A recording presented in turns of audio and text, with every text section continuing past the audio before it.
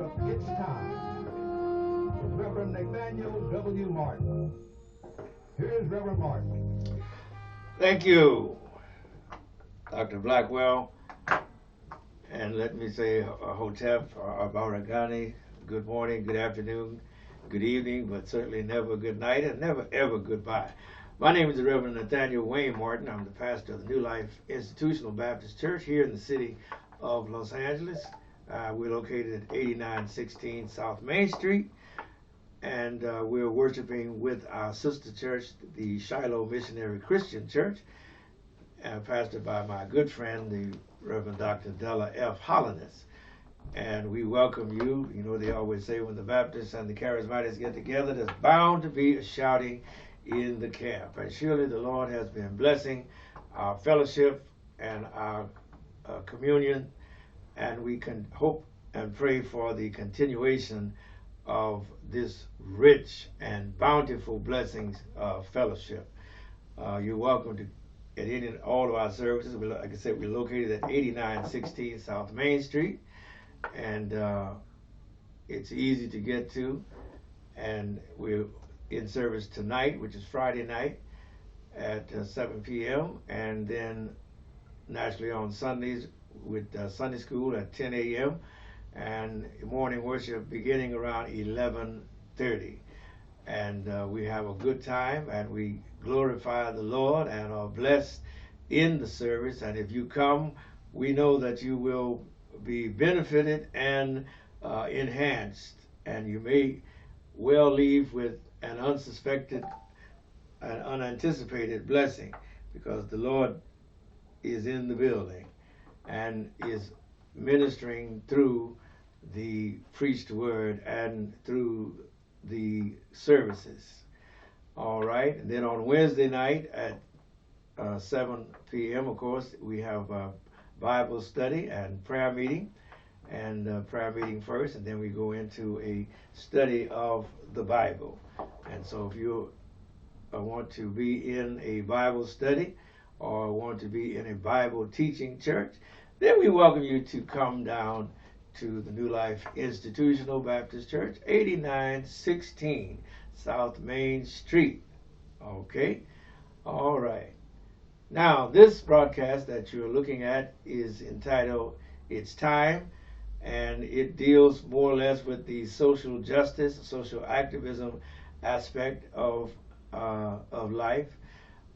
We don't live in a vacuum. We are born into this world.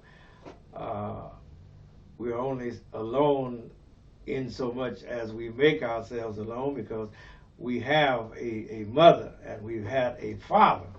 And so we were not born alone. We just may conceive of ourselves as lonely. But you're born into a society, which is what the broadcast is all about. And how you interact and how that society interacts with you, the opportunities or the lack thereof that the social order or social structure may restrain from you or prohibit you from, or provide for you, is what makes up your life. How do you interact with the society, and how does that larger society impact with you? I'm going to start out with my home city right here of Inglewood, and we find that Warren Lane Elementary School is about to be closed permanently by the county administrator, who was appointed some years ago because Inglewood Unified School District had gone into receivership for its inability to manage its fiscal responsibility and to pay its bills on time. And so I hate that they're closing that school, because quite frankly, we need all the schools we can get. But attendance is down, enrollment is down from 17,000, I believe, to maybe less than 6,000. So the school is on the is a candidate rather for to be shut down, and Morningside High has been shut down, and now Warren Lane on the docket. We are facing, we black people in Inglewood, as well as we black people across this nation and around the world, are facing a crisis. And it's ironic that it's always about education, because that was the one thing that these slaveholders were restricted from teaching us. It was against the law to educate a person held to service or labor in this country, which was slavery. And that was one of the things. They couldn't teach you to read, couldn't teach you to write, couldn't teach you to do mathematics. As a matter of fact, for those 246 years, and then even thereafter, you could be killed for teaching a slave or an enslaved person to read or to write. And it's and so we've always had a problem with education in this nation.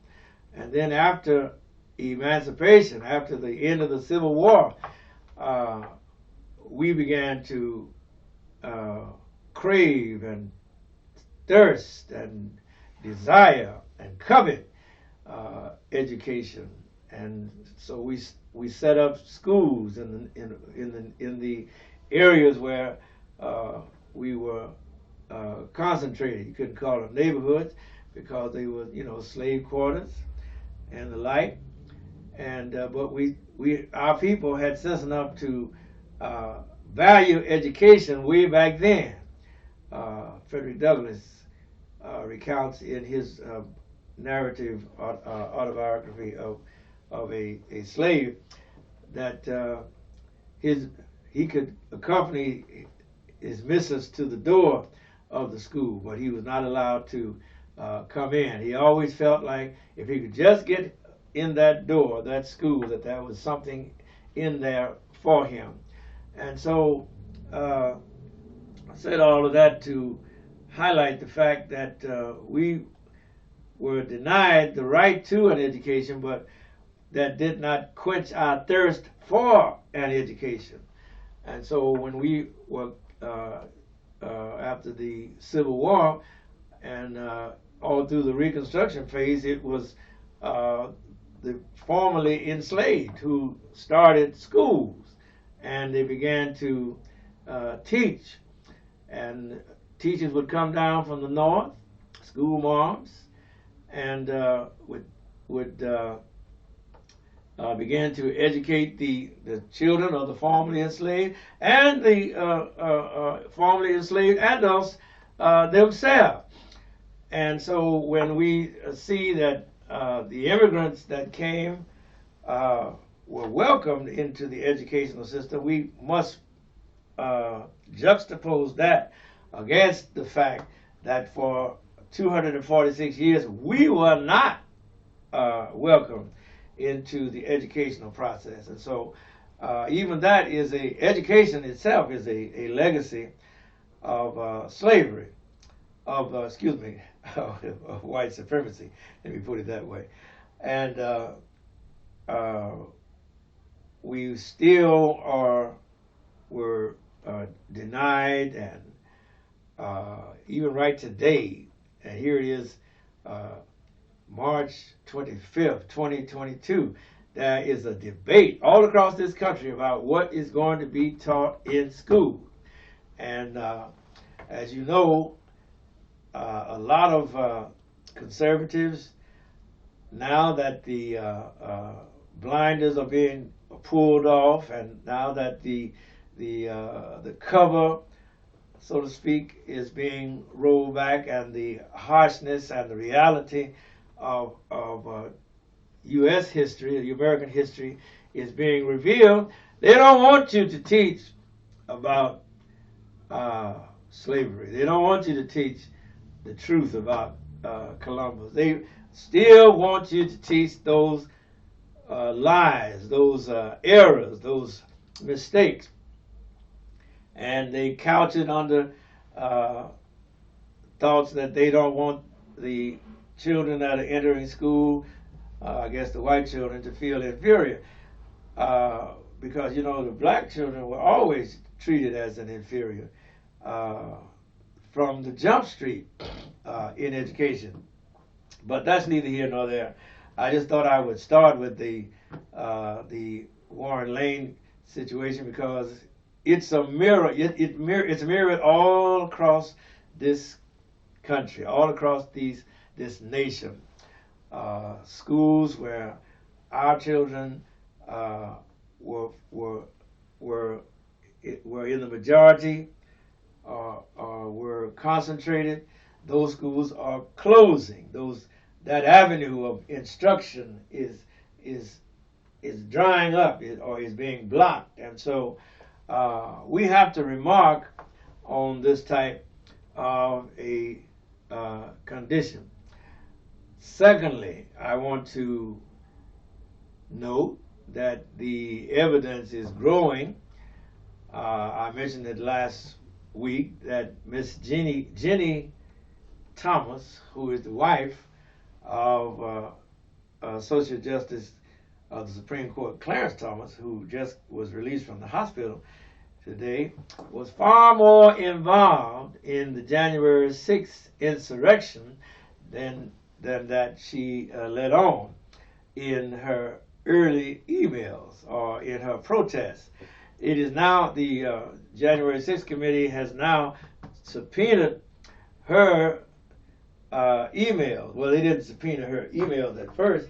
They subpoenaed Mark Meadows' emails. And lo and behold, Jenny Thomas was in communication with the White House and was giving instruction and giving advice on how to proceed with the stop the count and stop the steal, as the slogan was, with Mr. Donald Trump, who is, thank God, no longer the president and didn't get to serve but one term. Thank you, Jesus. But she was far more involved in this nefarious, lethal, if it had gone through, attempt to overturn the democracy so that Donald Trump could stay president. But thank God that even though it was a dangerous situation, that God prevailed and that the insurrectionists were not successful, even though they occupied Speaker Pelosi's chair and they went into the Senate chambers, the sacred chambers, the hallowed halls of Congress, as they claim. And the rebel flag was quite in evidence. But they failed because the people, the staff, and the congresspersons alerted that the Capitol walls had been breached, were ushered out of their deliberation to a safe place, and they had the presence of mind to take with them the cases that held the electoral ballots. Thank God.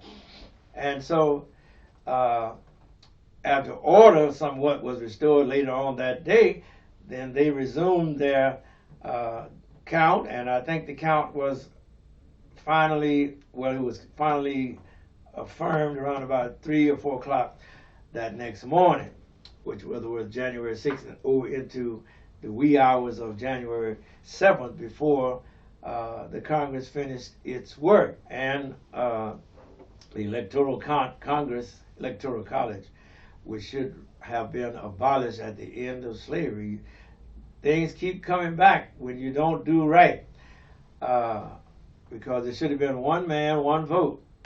But instead, you had to vote for an elector, and that elector had to go in and cast a ballot. And this was a nod to the slaveholding South, that with the end of slavery, that electoral college should have gone away. But it is with us to this very moment. But nonetheless, the evidence is mounting that no less a personality than Mrs. Jenny Thomas, the wife of the Supreme Court Justice, was active and is implicated and was complicit behind the scenes in the events leading up to the insurrection on January the 6th. Keep tuned, stay tuned, because more and more is going to come out. Now, I'm kind of working off paper because I did not bring my notes, and I got my notes wrote down, but when I got out of the car just now to come in here, hey, I didn't see a note on the seat. Didn't even see my tablet. But be that as it may, while we're on the Congress, our Congresswoman, 43rd District Congressperson, Representative Maxine Waters, has secured another $13 million plus for the city of Inglewood for the revitalization of downtown. All $13 million is not going downtown. It's in, but they got $3 million in there for downtown Inglewood revitalization, and I applaud our representative for staying on her job. She's getting up in age now, and she's getting old, but she has the seniority up in the Congress now. She can call the shots because she has seniority.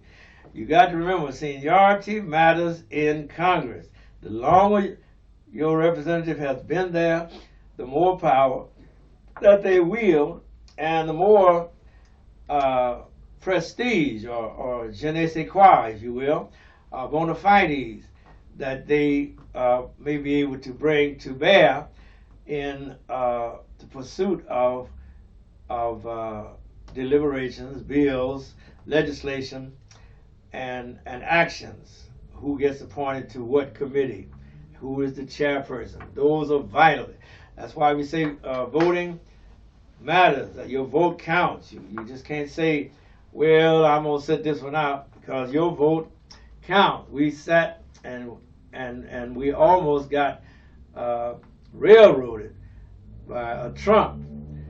Those of you that play bid whist or poker, you know the Trump is in the deck.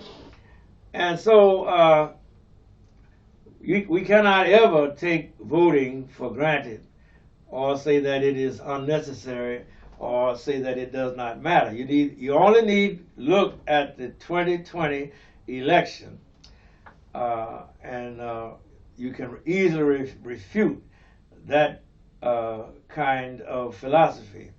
You must, if you are able to vote, if voting didn't matter, the South would not have tried to intimidate and murder and block and prevent and prohibit the blacks newly freed from voting. The reason why things are like they are is because that for a long time in this country, the formerly enslaved and their descendants were not allowed to vote. So that means if you got one half of the population that does not vote, then that means the half that is voting is making all the decisions, sending their people to Washington, from Mississippi, from Texas, from Arizona, from Louisiana, from Tennessee. And that's how things got to be as they are, and we don't know whether we have time to change, to turn it around. But we're going to, of course, naturally keep trying, because it's vital that your vote be counted, because your vote matters. All right. take the confirmation hearing this week for Judge Ketanji Brown Jackson. We needed more Democrats in those seats, elected Democrats that could stave off this onslaught. Now we got two renegades, two traitors in the Democratic Party. One named Manchin, he's the man, and the other is Miss Sinema, who talk all about Martin Luther King Jr., but their policies, their practices are the opposite, the reverse, contradictory. And so they are on the in the Congress, and hopefully we can get Miss Jackson confirmed, or Judge Jackson confirmed. They concluded the confirmation hearings yesterday, and I'm sure she's glad to get off of that hot seat. And if you look at the deliberations and the debates and the hearings, where you saw Lindsey Graham trying to slam her on the work that she did when she was a public defender, a federal public defender, mind you, who was duty bound to defend her client, and she did an able job. But yet, the Lindsey Graham crowd cohort, Mr. Cotton and Mr. Hawley and the like, they wanted to bring up her record as though she had control of who she could represent. She represented and did it well. I'm proud of her. She did a good job. But they want to bring up the fact that she called Bush a war criminal. She didn't call him formally or personally a war criminal, but she called him that the tactics and the policies of the U.S. Regime were nothing short of war crimes, that waterboarding and all of those euphemisms that they came up with to mask the fact that they were torturing people at Guantanamo and at Abu Ghraib, and she did an able job. That's what a public defender is supposed to do. I wish they had that kind of public defender in the county system and in the state system, so that the people could have a chance to say we got good representation. But if you see how your vote matters, her name was on a list. Her name was on the list under Donald Trump. But under Donald Trump, they bypassed her and went to Amy Coney Barrett. So Amy Coney Barrett preceded Ms. Jackson onto the U.S. Supreme Court. She's there now. And she has some dubious religious leanings, and she's anti-abortion and some other things. But yet she was whisked through there with this same Congress that has given Judge Brown Jackson such a fierce fight in order to win confirmation, such a stiff resistance, I should put it that way, in order to win her confirmation to be the first black woman elevated to the Supreme Court. And hopefully she will be in the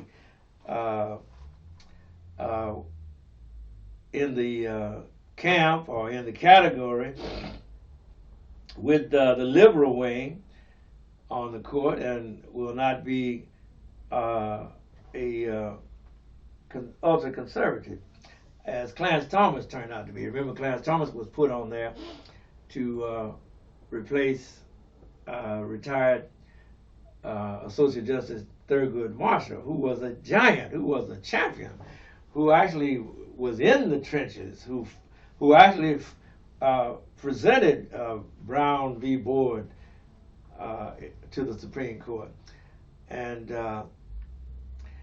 You can't say enough about Thurgood Marshall. You can't say enough in support of Clarence Thomas, because Clarence Thomas, to put it mildly, is no Thurgood Marshall. Amen.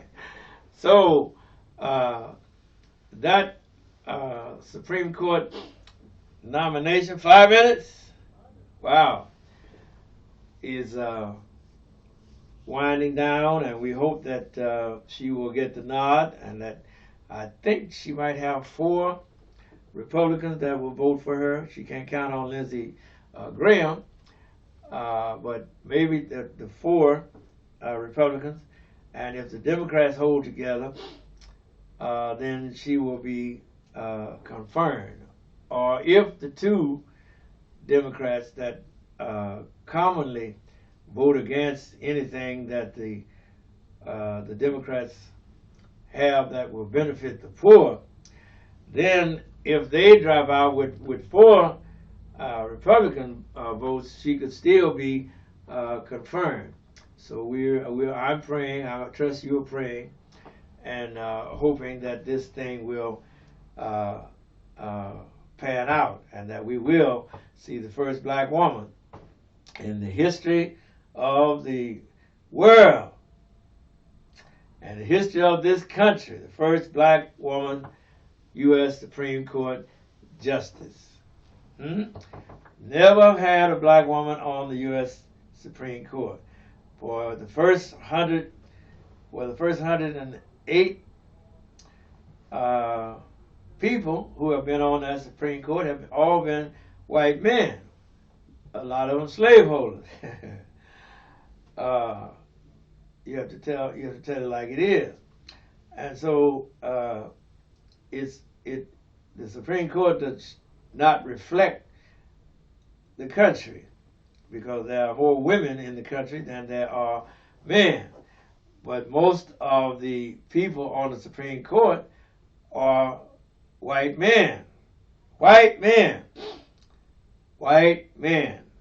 And you got Miss Eleanor Kagan, you got Sandra Sotomayor, however you pronounce her name, and you got those 2, and I think there's another one.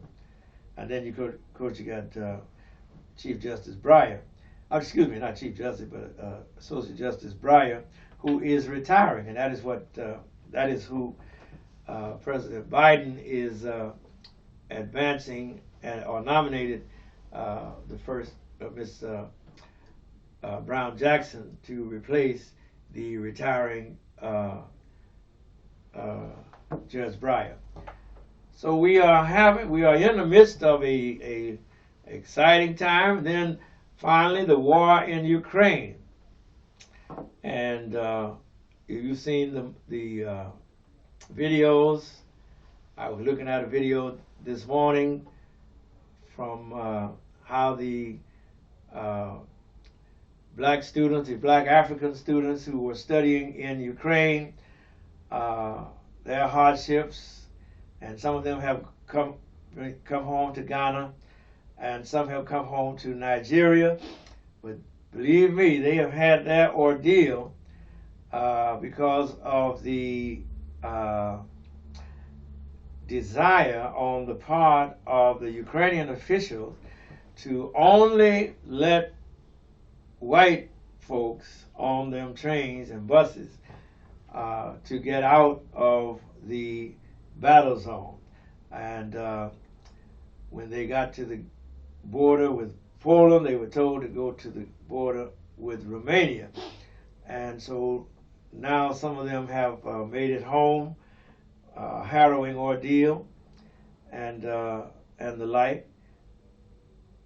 And so now we know that the racism is not confined to the borders of the city limits of the United States, but it is spread all over the world. All right. So, my brothers and my sisters, those of you that are working and laboring, God bless you. I thank God for you being able to make a paycheck. Please get all the money you can for your labor, because once you've got your labor out there, you cannot get it back.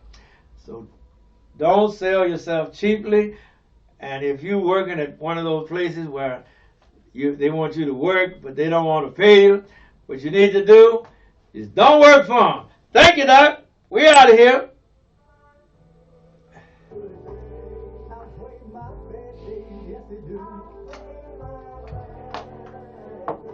I just say thank you, Lord.